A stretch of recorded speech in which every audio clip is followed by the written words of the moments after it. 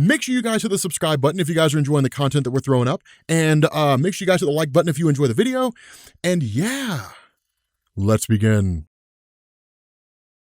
All right, what's going on, guys? This is Rob, and we are picking back up again with Batman. Again, we're kind of continuing the aftermath of Joker War, but this time we are picking up with Batman's new villain, the Ghostmaker. And this guy's cool, and I dig what's happening here. Here's the funny thing, is I didn't expect like Ghostmaker to encounter Batman for like another 3 issues or so. Right off the bat, like you like literally in this first issue, Batman takes this guy on, and it's kind of crazy, right? It's kind of wonky here. So, because of the fact that this is kind of the aftermath of Joker War, we're still going to see some themes from that story being thrown in. But the first thing we do here is we get this bit of an exposition, right? In downtown Gotham City, really in Old Town, you've got basically Ghostmaker talking to this cop, and this cop's been captured, this guy's been strung up, and Ghostmaker's kind of giving us this perspective of Gotham City, right? In the sense that he hates Gotham City. But here's the funny thing about this, is it's not this typical, like, I hate Gotham City. It's one of these things where he's kind of like, this city is not going to improve. More so than that, he goes as far as to say that he realized pretty early on that he was not going to improve here. And so the first bit of indication we get in terms of the story of Ghostmaker is that he seems to originate from Gotham City, and that ultimately he ended up leaving the place. That from his perspective, the city smells of like urine and blood and violence and death. It's just a really crappy place to be. But the funny thing about this is that in his mind, he kind of says like, this city should be burned to the ground. But instead of taking this almost kind of like Dark Knight Rises approach, where it's like, I'm gonna poison people's souls and all that kind of stuff. Instead, his idea is, if I had all the billions in the world like Bruce Wayne does, I would relocate all of you, burn the city to the ground, and then let you rebuild it into something better. That's actually not a bad approach. It's violent, but it's basically taking the city as it's so twisted and screwed up, tearing it all down, and then letting the people build it up into something better. So it's not wholly like a villainous approach. There's actually some good there. And that's one of the things that struck me right off the bat in terms of the nature of this guy. He's not a wholesale villain, right? He's not a straight up bad guy. And so what this guy basically says is, this cop that's kind of strung up, he's like, what is it that you want, right? Like, why are you saying all this? And the response of Ghostmaker is, my GhostNet, right? So basically his technology has made its way into the computer systems of Gotham, and he knows every single crime that's going on. And he's like, I'm going to solve all of them for you. But what you're going to do to me in return is you're going to give me the location of Clown Hunter. You're going to tell me how to find this Clown Hunter kit. And it's kind of a crazy thing, because this cop's like, we're not dirty, right? I'm like, I'm not a dirty cop. I'm not just going to give you information, right? You bad guys don't work that way. And so he's like, I'm not Batman, right? Like, I'm the Ghostmaker. I'm better than Batman, and I'm here to prove that I am, right? Now from there, it switches over to what is effectively a new concept in DC Comics. Well, I guess new is a bit of a misnomer. We pick up with a group called the Grinners. The reason why I say this is kind of new, but kind of not, back in the 1940s, back when it was Timely Comics, before it became Atlas Comics, and then eventually Marvel Comics, you had a line of comics that were called Mystery Comics. You had a line of comics called Mystery Comics, which are exactly what they sounded like, right? This is before Marvel became the superhero publishing house that we know it to be now, right? Before Spider-Man, the Fantastic Four, they published mystery stories, right? Sometimes they were ghost stories, sometimes they were science fiction, but the idea here is that back then, what you had is, in Mystery Comics number 7, you had a creator named Dr. Weems. And Dr. Weems was a guy who was trying to find a kind of cure for pneumonia, and it was really more of Marvel's attempt to kind of build on the Superman mythos, insofar as Superman was a champion of the people. He fought against like government censorship and against like crony politicians and bad business guys and stuff like that, right? So the result of this is that in Mystery Comics number 7, Dr. Weems was created by Al Gabriel as a guy who wanted to find a cure for pneumonia, believed he'd found it, experimented on himself, and then basically ended up becoming what was called the Grinner. And this was a guy who had like this really sadistic grin on his face. It's a pretty cool concept, right? But the idea here is that the Grinners have actually been around in Gotham City for a long time, right? During the days of like Harley Quinn. The idea here, though, is that the Grinners are not your typical Joker henchmen. Your typical Joker henchmen are guys who are like criminals or down on their luck, or they're in some weird situation, and it's just easy money, right? I mean, it's a risk working for the Joker. These are basically guys who are like the most hardcore, that whenever the Joker implements these great big huge grandiose schemes, they're some of the first people to act. But it's more of a desire to prove themselves to the Joker than it is actually,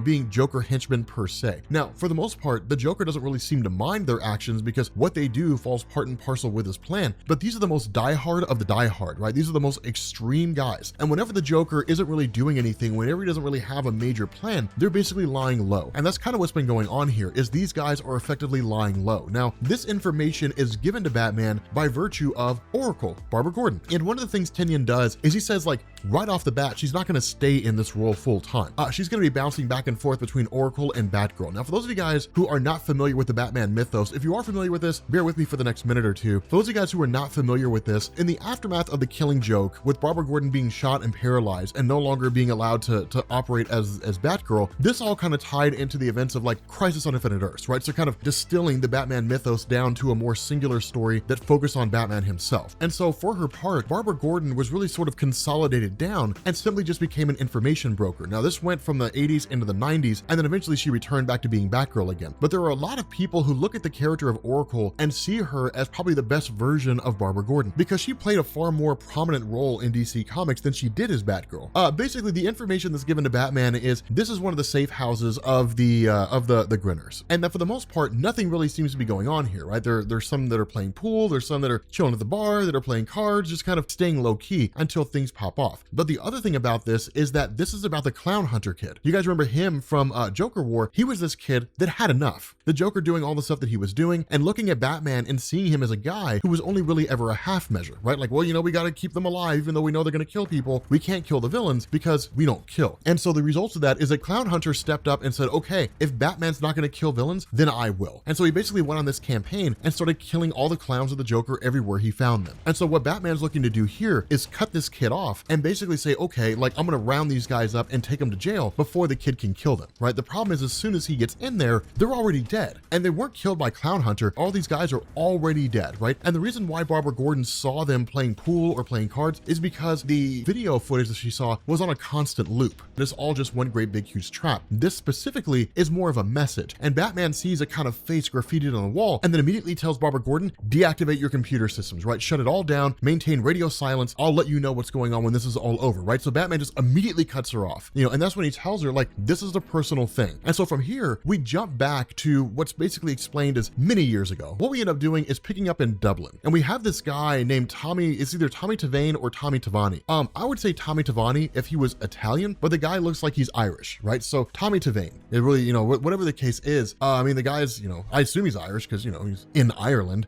but this guy, you know, for those of you guys across the pond who are more familiar, like whether you're in Britain or whether you're actually in Ireland proper, you guys could probably answer this question better than I could. Is it actually Tommy Tavani or Tommy Tuvan? But you end up having Bruce Wayne showing up here and literally throwing this guy out the window. Now, it's not because of the fact that Bruce Wayne's got a bone to pick. It's because Bruce Wayne wants Tommy to train him, right? He's like, I'm trying to get your attention. You wouldn't listen to me in the bar, so now I have your full attention. You're going to teach me everything you know. You're the best knife wielder in the world. You're the best at using knives and knowing how to throw them at people, how to utilize them. So like, you're gonna teach me, and I'm gonna show you that I'm a worthy pupil, right? I'm gonna beat the crap out of you, and you're gonna show me that I'm gonna show you I'm worth a damn, and you're gonna teach me, right? The problem with this is that you end up having a guy who seemingly comes out of nowhere. Now, Bruce Wayne recognizes this kid, and of course, given the circumstance, this is basically Ghostmaker when he was younger, right? I mean, given the nature of the comic. But like Batman, you know, Bruce Wayne is kind of like, okay, like I recognize this kid, which indicates that Bruce Wayne knew who he was. They knew each other in Gotham City, and he basically says, like, I'm the new student, right? Like I'm the new student, like you, Bruce Wayne, like you're just a rich kid, right? Who's still crying over the fact that his mommy and daddy died. Like that's all you really are. See, that's why I say in Batman Begins, the best description of Bruce Wayne, right? The best definition of Bruce Wayne came when he went to go meet Carmine Falcone, I think is who it was, who is played by Tom Wilkinson. And like he goes into the bar and he goes in there with a handgun, like he's gonna shoot him. And they literally sit him down, they take his gun away, and Tom Wilkinson's talking to him, you know, and he's like,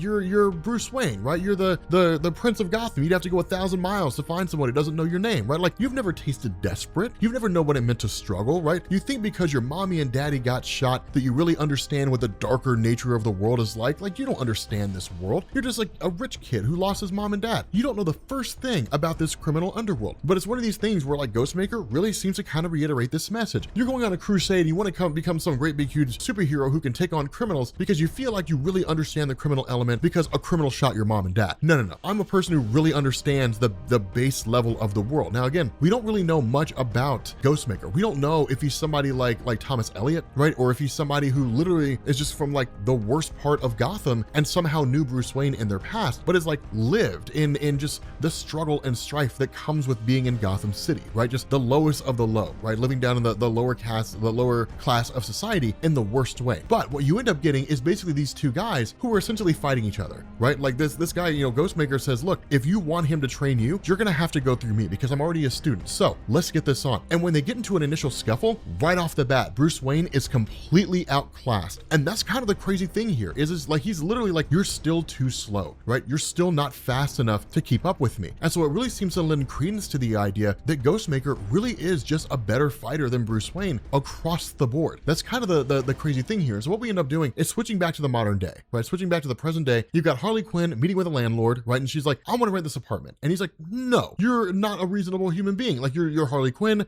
You bring nothing but problems. And she's like, look, I'll pay you double rent, right? Like I'll pay you twice the rent that you normally make, and then we'll be cool, right? Now, of course, this guy being a landlord, money talks. It's just the way of the world. And so the result of this is that he ends up giving her the room, right? Letting her rent the room. And while all that's going on, you have her being watched by Clown Hunter, who is essentially preparing to blow the whole place up. Now, here's the funny thing about it. The guy's watching videos about how to make his own homemade rocket launcher, right? He's like, thanks, Mr. Internet. I sure am ready to create my own rocket launcher and fire it into a person's home.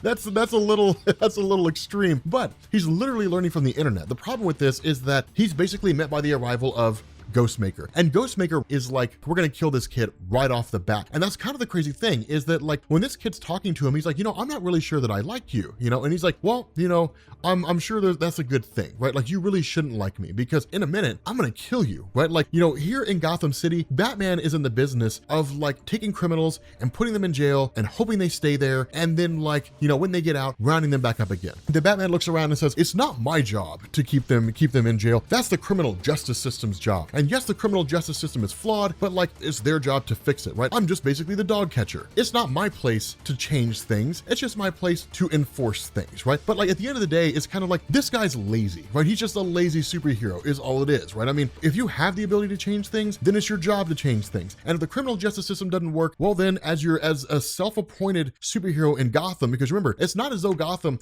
appointed Batman. Batman chose that. He's like, I am going to protect Gotham City, and then I'm going to define how it is that I do it on my own based on this super screwed up and flawed justice system. It's one of these things where he kind of calls into the whole nature of Bruce, right? Now, of course, that leads to Batman jumping in, right? And immediately attacking Ghostmaker and just being like, okay, like we had an agreement. This is my city. And the response of Ghostmaker is, then do your job. And that's the crazy thing here because he's like, this whole city is rotting from the inside out. It's rotting from the poor and the destitute who stay poor and who stay living in destitution. It's rotting from the wealthy who capitalize on them and keep them there. It's rotting from like the criminals that keep escaping from jail and that you keep rounding up and putting it back instead of looking at them and saying they're incorrigible human beings, that the Joker will always kill people. And because of the nature of the Joker and the nature of these criminals, the justice system just can't hold them, right? The jails just can't hold these guys. And so because jails can't hold them and because they keep getting out and because they keep killing people, that in your desire to believe the justice system can hold them, you're sacrificing innocent lives. You're getting people killed. If you were any measure of a man who could do what needed to be done, you would have killed them a long time ago. And that's the crazy thing is this guy Ghostmaker is not really a villain, and I like that philosophy, right? I like a character that will look at Batman and say, you're sacrificing innocent people's lives because you believe that it's wrong to kill. But if you believe it's wrong to kill, then what's worse here? Who's worse in this situation? The person who kills 100 people or the person who could have stopped them and didn't? Which one of these two people is worse in this circumstance? And that's what's so wild about that is it creates like these super philosophical discussions, right? These super philosophical debates over who really is at fault here. If Batman could kill the Joker and he knows Joker's going to kill a whole bunch of people, isn't Batman at fault here for not killing him? Isn't that a legitimate case to make there? I think it is. And so because of that, these two guys start going at each other. And initially Batman kind of takes this idea of, okay, fine, then like, let's fight this out. And initially it's like, we're doing this to save Clown Hunter. But the response of Ghostmaker is, no. You and we're not going to play this game. Like, we're not going to fight each other, for the sake of like Clown Hunter. We're going to fight fight each other for Gotham City. If I defeat you, I'm going to kill you. And when I do, I'm going to take over Gotham City. That's the craziest thing about this, is like, this guy's kind of legit. And I agree with his philosophies. Like, I like Ghostmaker. But with that being said, guys, we're going to bring this video to an end. If you are new here to Comics Explained, make sure you guys hit the sub button to become part of the Rob Corps. If you guys enjoy this video, make sure you drop a like, and I will catch you all later. Peace.